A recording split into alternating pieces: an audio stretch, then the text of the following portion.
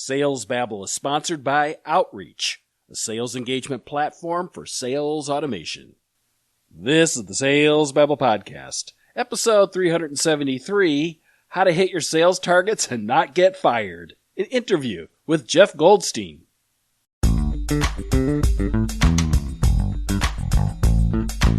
Welcome to Sales Babble, the podcast that shares selling secrets for non-sellers. And now your host, Pat Helmers. Hello, Sales Babblers. This is Pat Helmers. And as you know, competition for new business has never been more intense. Despite lots of traditional sales training, most sales reps got no plan or process to inspect, assess, or get coached by their teams on those must-win sales campaigns that they have. These campaigns are what guest Jeff Goldstein calls the big deals.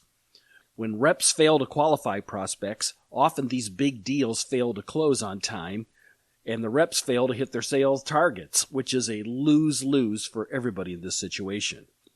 With the targeted Big Rock review, Jeff believes reps can take action before losing those deals, and that's exactly what we're going to talk about today. But before we do that, here is a message from our sponsor. There's nothing worse than seeing solid email engagement, but not booking meetings to continue the conversation with your customers. Traditionally, sales teams have relied on metrics like email reply and open rates to guide their sales process, but that can be super misleading. Instead, try this. Measure sentiment, not just vanity metrics. Using a solution like Outreach can help you understand exactly what your replies mean and how you should follow up. By understanding the sentiment behind the email replies, you'll be better suited to improve your messaging, book 14% more meetings, and ultimately close more deals. If this resonates with you, our sponsors at Outreach put together an awesome ebook about the best practices for how to use buyer sentiment to streamline your sales process. There's a link to download that guide in today's show notes. Go get 'em!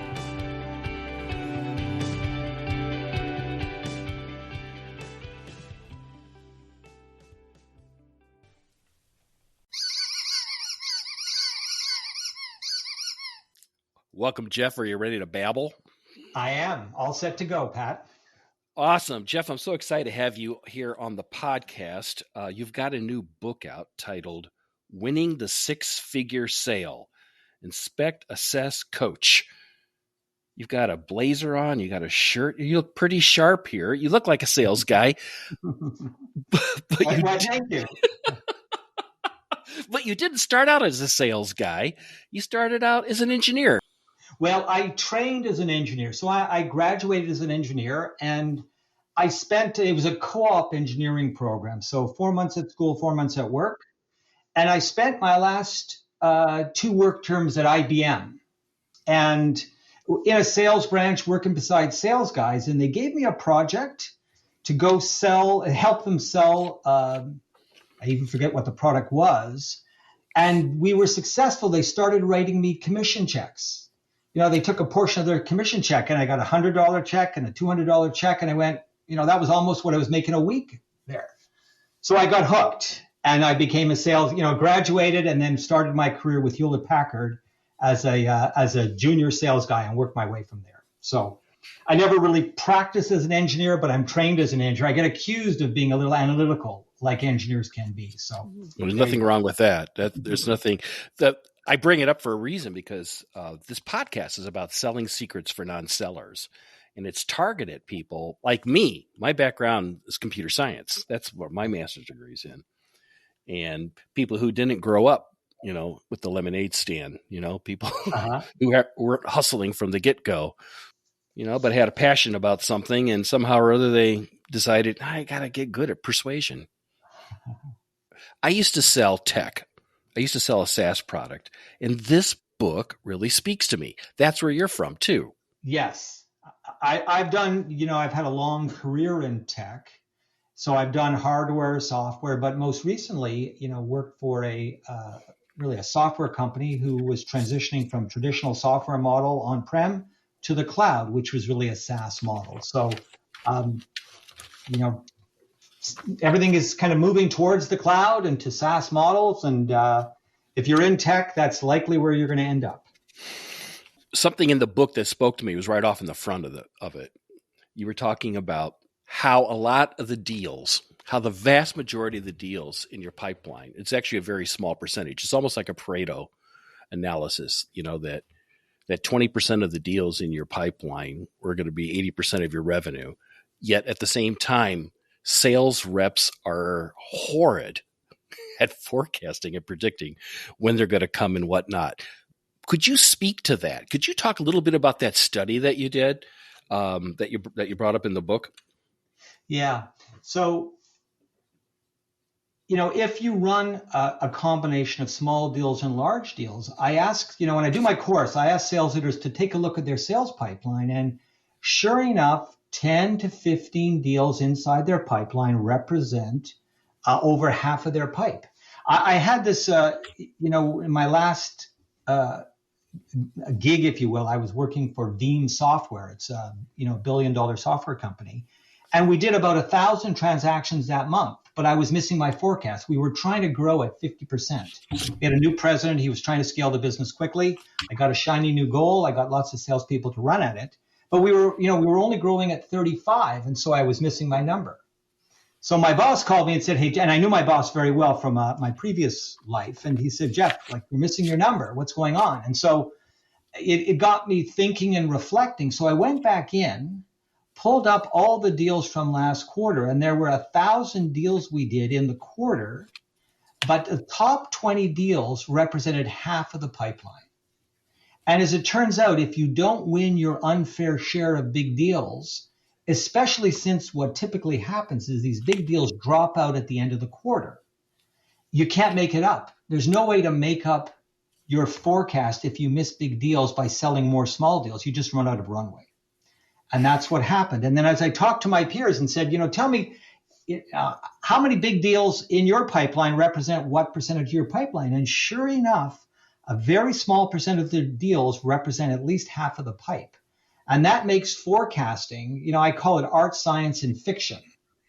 And the reps are part of the fiction problem because they often don't have enough pipeline. So they got to put something in because they're under pressure from their boss to put something in their forecast. And if you don't have a good process to inspect and assess whether those deals are real early in the forecast process, you end up with nasty forecast surprises. And that's really the theme of the book. And really based on my experience, that's what happens is, when things are going well, everybody's a hero. But when things start to get tough, like in the current recession, what you find is most sales leaders don't have a system to actually inspect, assess, and coach around big deals. And that's why I wrote the book. Yeah, I got a sense in reading that section that the reps were overly optimistic whether that deal was going to come in on the quarter. And it wasn't like the deals were, in fact, if I remember right, you said quite a few of them just got deferred, right? Well, this is kind of the dirty little secret that nobody talks about. If you talk to sales leaders and ask them, what's your win-loss ratio? They're pretty proud of that often. And in the particular quarter that I did this analysis, there's 2 quarters, we lost 1 deal and we won 5 out of the top 20, 5-to-1 win-loss ratio. That's pretty good. But what happens is if you look at the deals that are in the forecast at the beginning of the quarter and you follow them through the quarter, and that's part of the assets I provide with the book, just track your top 20 deals in a quarter. You'll find you win some, you lose some. But in my case, I think it was 50% of the deals got deferred to the next quarter, and 25% of the deals, this is 25% of the top 20 deals, ended up with no decision. And no decision is really the silent killer of your forecast because, hey, I didn't lose the deal, but unlike horseshoes and hand grenades, close doesn't count in sales. You either win it or you lose it.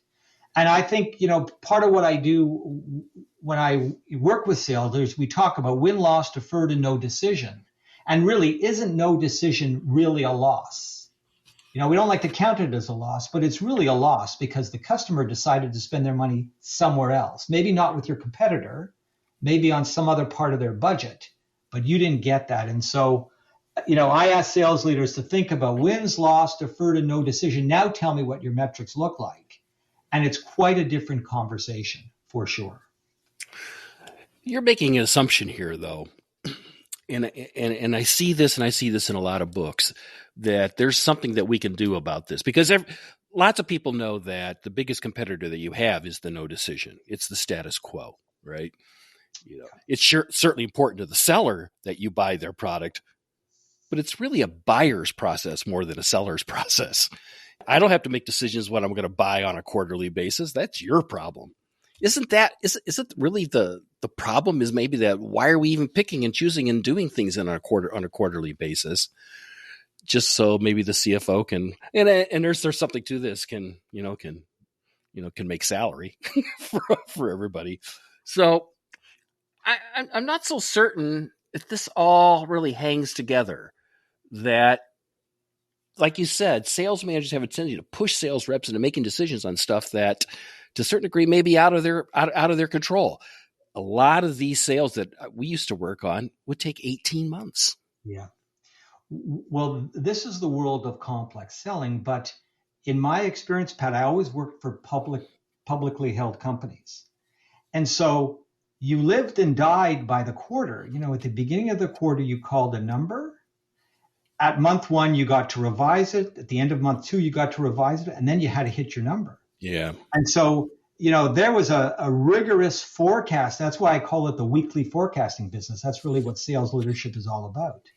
And so, it's, well, I didn't lose it, I'm going to get it next quarter. Well, that's like saying, hey, you played a game, you got to the end of the third period, and oh, by the way, there's another game. Well, yeah, that's the next quarter, but you actually lost the game. Yeah. So in publicly held companies, unlike privately held companies where, there's a lot less focus on month ends and quarter ends, but in publicly traded companies, you miss the quarter in the stock tanks. So there's a lot of pressure to be able to do what you say. And you think about all these sales leaders rolling up a number to the VP of sales and then up to finance. You kind of live and die by what you call. And I think the problem is that a lot of these deals are just not well qualified.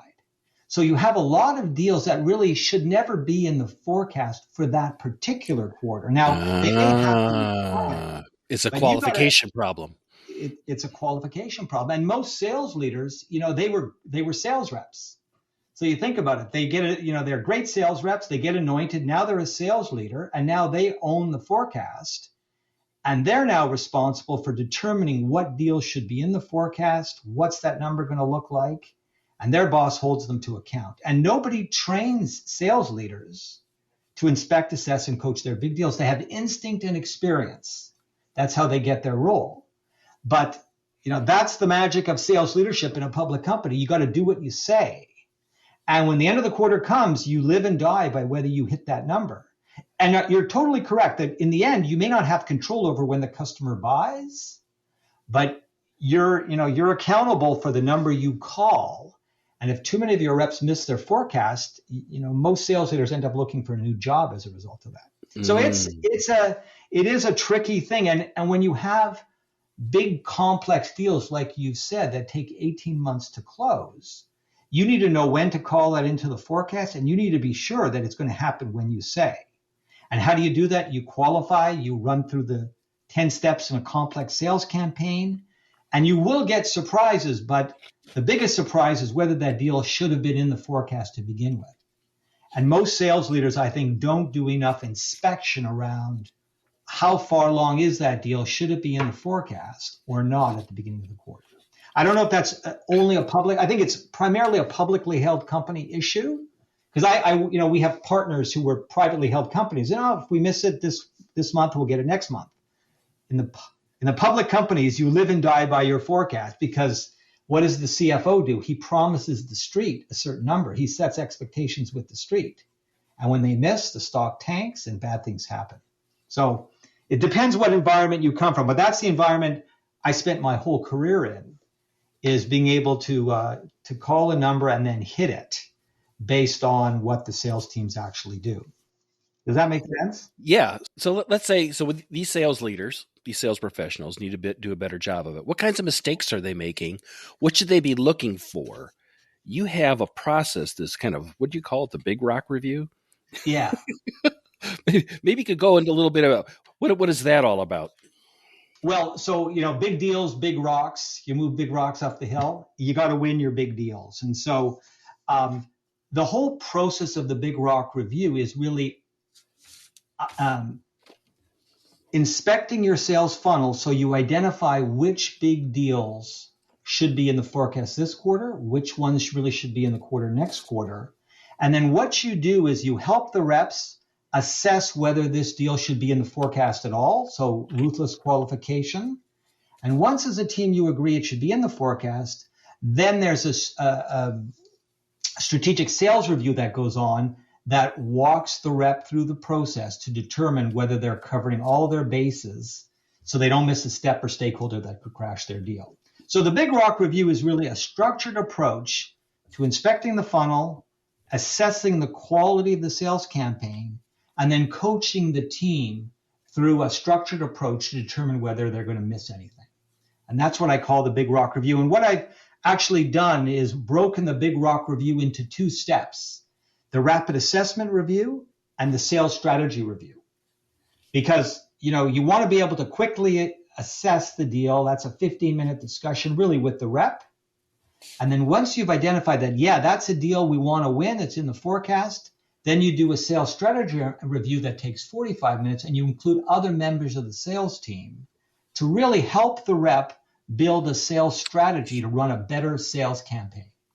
And that's what that process is about. And what's interesting, Pat, is in my research, before I really started my consulting practice, I talked to 40 of my peers. So these are people that ran high-tech, either subsidiaries or they were senior sales leaders. And I asked them, do you have a structured approach to inspecting your big deals? And they said, sure, the forecast call. I said, no, forecast call doesn't count because you don't have time on a forecast call to really go deep on a deal. And it turned out 37 of the 40 did not have a structured approach to big deal reviews. And that blew me away. And that's really why I kind of set up a consulting practice and wrote a book, because it's a niche that you would think everybody knows how to do this, but there's actually very little training. If you look on Amazon, there's actually very few books on this topic around big deal management. But big deal management is critical to hitting your number. And you miss too many big deals, you can't make it up, as I said earlier. So that's what the Big Rock Review process is all about. So the reps, for the first time they do it, they kind of worry that it's going to be like a colonoscopy because they don't like inspection. But after we do a few and they realize, you get the idea, right? Yes. Nobody wants a colonoscopy, especially in front of other people. No. Right? Yeah. But, the whole purpose, and that's when I coach sales leaders, I go, you don't want to find people doing wrong stuff. The whole purpose of the Big Rock Review, the sales strategy review, is to work through a process with a set of, the total process is a set of 40 questions, and it's a coaching opportunity for you to coach the reps. You ask questions, you listen to the answers, you get their technical people involved. And really, I always said to the team, hey, my goal with this 45-minute review is at the end of the review, you end up with a better sales campaign than when you started. The goal is not to make them feel stupid, not to beat them about the head, because they're going to miss stuff, but it's to help them run better sales campaigns to help them be more successful. And that turns out to be a very productive coaching session with sales reps. Yeah, that's what I saw this as. And I would like to dig in a little bit on some of these questions. Sure, you bet. But I felt like, if we did an assessment on all of these deals, action items would pop out and the reps could go run off and go work those. And they'd be happy to. Exactly. It's exactly what it is. The rep takes notes. When I look at reps, when we used to do this live, I look at reps and said, you're not taking any notes. You're never going to remember all this stuff. So I insisted they take some notes. And then what they would do after the review is they would just publish their action items back to their team members. So that a month from now, I do a lot of reviews. I won't remember. I go, okay, let's take a look at, your action plan from the review and see how you're doing against it.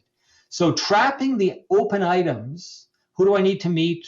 What's my sales strategy? Where are there gaps in the sales campaign? They work with their teammates to go figure out how to close the gaps in their sales campaign. And they, as they say, end up running much better sales campaigns, which hopefully increases their hit rate, right? So what are some of the metrics that you're looking at here to assess whether or not this deal is going to close in a reasonable time or not?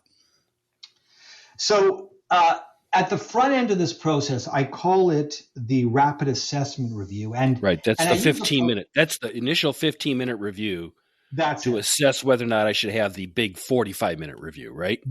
That's exactly right. And I've really used a methodology called BANT, which for many people that's been around. Yeah, forever. It's been around forever. Budget, authority, need, and timing are really the qualification criteria, but we go a little bit deeper. Could you quickly describe that for people who don't know what BANT is? Yeah. So BANT, here's a small subset of the questions I ask as we do the BANT review. It's so tell me about the deal. You typically big deals require big discounts. So the first question I ask is, okay, you're asking for a big discount or low gross margin. What's your get well plan so we don't have to sell the next deal to this customer at the same ridiculously low price? And before we get started, the reps start to scratch their head. Well, I hadn't really thought about that, because once you give the procurement department a discount, they want that discount forever. So this goes into how will you structure your pricing so that you don't have to always provide the same price. And so that's the first step. Then the question is simply, has the budget been approved? And what's interesting with the recession, budgets got approved, but then the next question, has the budget been released? Oh, what do you mean? My customer told me the budget was approved. Yeah. Finance approves budget, but then before the budget gets released, they go, there's a process now, especially with the recession, where signing authority gets reduced for people. They ask, there's a separate process in most large organizations to release money in the budget. So I asked them, has it been released? I don't know. Well, let's go find out. Then I asked them, has anything changed in the customer's approval process since the last time you did a deal? With COVID, with the recession, I've seen this in 2008. I've been through a few major recessions. When a recession happens, customers change their approval process. So a rep may have done a deal a year before the recession, thinks he knows the process. So I just ask him, has anything changed? With COVID, absolutely things have changed. And if they say, no, nothing's changed, again, I call BS. So then I asked them, how are you speaking with the decision maker who has the final authority to spend the budget? I'm not sure. Have you met them in person or on a Zoom call? Well, no, I haven't. Okay. We start to get into it. Then we talk about what business needs and business outcomes will the solution address? Again, because of the recession, I asked them, is the solution strategically relevant, tactically urgent, and provide rapid time to value? Those are really recession questions around BANT. Strategically relevant, tactically urgent, provide rapid time to value.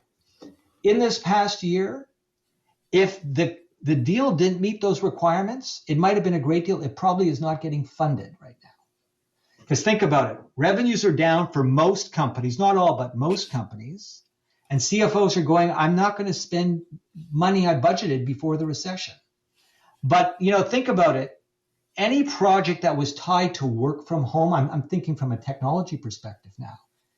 If I could enable my people to work from home and buy computers for them and upgrade my systems, those projects were getting funded because they were strategically relevant, they were tactically urgent, and provide a rapid time to value. That stuff's getting funded.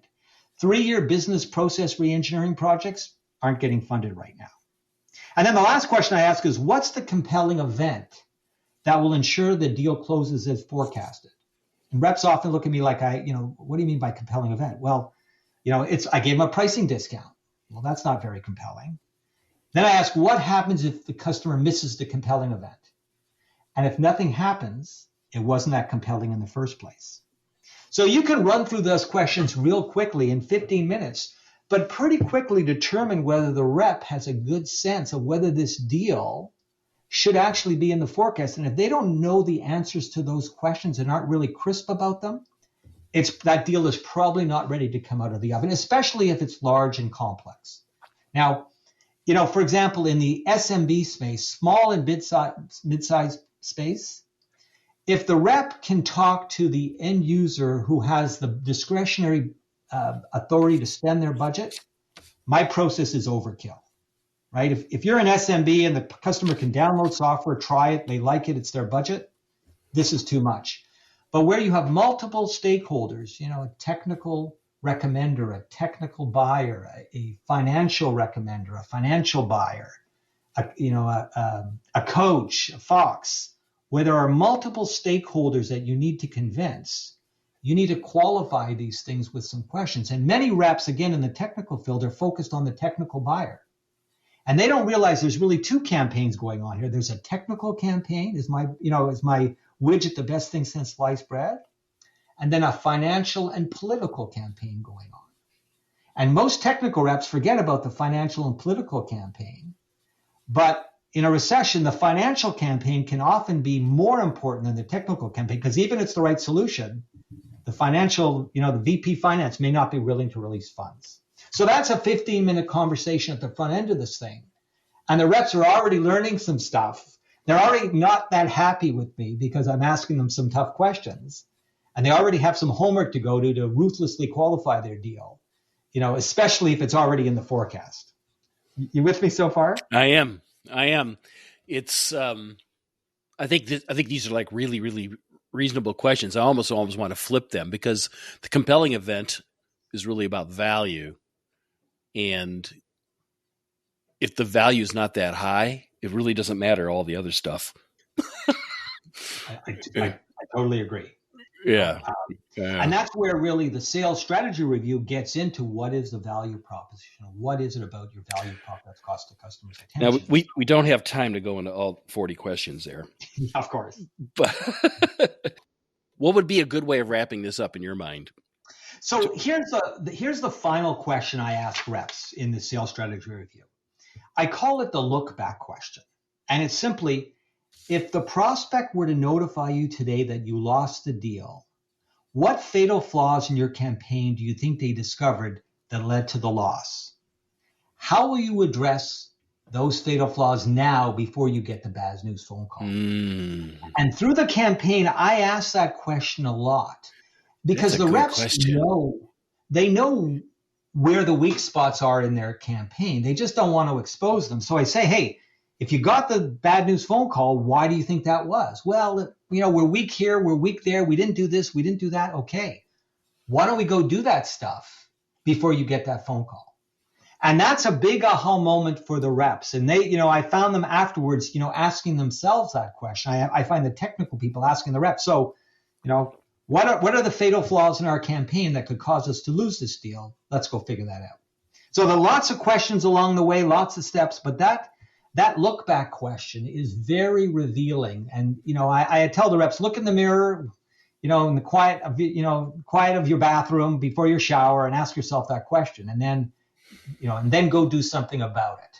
Because if you know the weak spots, so does your customer, and probably so does your competitor. So go shore up your sales campaign. This is almost like Sun Tzu's Art of War. Yes. It's kind of the idea of like, let's look to the future. How's this all going to play out? And then start, and if it looks like you're going to lose, let's kind of wind back and see where that happens. Right on. I know we're going to run out of time, Pat, but the other question I ask is, what's your competitor doing to try to beat you? What's their strategy to beat you?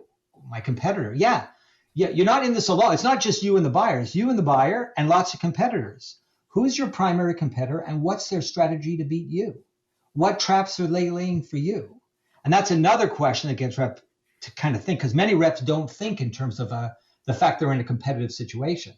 But their your competitors are scheming to beat you, just like you're strategizing to beat them. And what do you think they're doing to try to unseat you? And if you can think about that and start identifying some of the apparent weaknesses, you can go shore them up as well. So that's another favorite question I have. But the thing is, and I know we're running out of time here, but it's my podcast. We can go farther, right? So I think we have matrices, that look at all the competitors, benefits, features, all that kind of stuff, and kind of see where we win or not. But I always feel like one thing that we didn't really spend enough time on is the competitor of not choosing. That the value that you're providing is just not big enough for them to make a decision. And that is something I find we really need to look harder at and really deeply dig more into that. Like, why should they spend money for you if more likely they'll just say, well, we can probably just keep doing what we've been doing. Totally. And that's back to strategically relevant, tactically urgent, rapid time to value. Mm-hmm. Especially in the recession, where doing nothing is the preferred, not spending money is what the VP of Finance would prefer. Yes. Nice. So, right. You got to take the happy years off. I tell reps, take off the happy years. Now imagine you're the VP of Finance. Why is he funding this thing? Well, if it's strategically relevant, tactically urgent, rapid time to value, they'll spend money. But if it ain't, today especially, they're unlikely to spend money. But so-and-so says they really, really want it. Yeah, but that's only one stakeholder. That's a technical campaign, and then there's the financial political campaign. Have you talked to the VP of Finance? How does he feel? Have you talked to the person who has discretionary ability to spend the budget? No. What do they say? No. They're sometimes hard to get to, and the rep goes, no, I haven't met. No. Well, you should, because the technical buyer is going to recommend, but it's not his budget, right? Yeah. How can people find you, Jeff? They can do a couple things. They can visit my website at salesleadersonly.com. And if they type salesleadersonly.com/Babel, I've got a few surprises for your listeners that will add some value to their selling days. Yep, I just saw them. They look great. Yeah, they got a big deal roadmap, the rapid assessment we talked about, the cheat sheet, and all the questions are in there for them. I've got a little white paper on the top 10 questions you should be asking, but probably aren't. They can figure out how to buy my book, Winning the Six-Figure Sale. Just type that in at Amazon. You can buy it. So salesleadersonly.com/Babel, and they'll get access to all the stuff for free, of course. And then from there, they can reach out to me. I'll be happy to chat with them and engage and see if I can help them. Excellent. Jeff, thank you for showing up here on Sales Babble and Babbling. I really appreciate it. Thank you, Pat. It was really my pleasure. I love chatting about this stuff, as you probably can tell. Oh, yeah.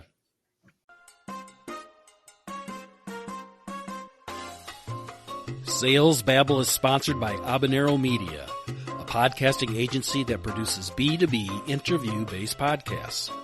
A podcast is the premier way for a business to boost its brand, authority, influence, and trust. With podcasts, companies grow revenue by meeting influencer and prospects through the interview process. If you've ever thought about starting a podcast to grow your business, go to habaneromedia.net for advice, help, and classes on how to start a B2B podcast. That's habaneromedia.net with an H. I love the idea of considering a structured approach where we inspect the funnels, assess the quality of the sales campaigns, and then have the team and the sales managers coach one another on how to improve that sales campaign and help facilitating questions that you should probably be asking anyway, right? Those budget, authority, need, and time questions. Really, really great stuff. To get a copy of all the handouts, worksheets, and free checklists that Jeff spoke about, you can find them at salesbabble.com in the show notes for this episode. If you have a question or a comment about this episode or any episode, don't hesitate to reach out by clicking the Babble Me button when you're on the website. I'd love to hear what you think. Also, please take a moment to support our sponsor, Outreach. If you go into the show notes, again, at salesbabble.com, you can find links to them and their sales enablement suite of tools. Next week, our guest is Nikki Rausch, how to build a set of steps, a staircase for your outgoing sales calls. Great stuff. That's all I've got for this week, folks. Until next week, take care and have a highly successful and a profitable selling day.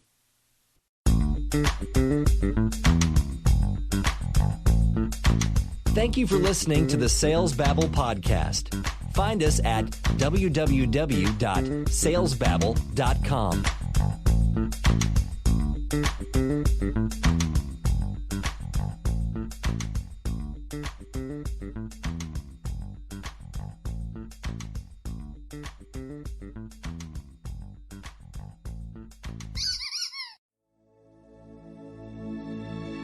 This is a production of Habanero Media.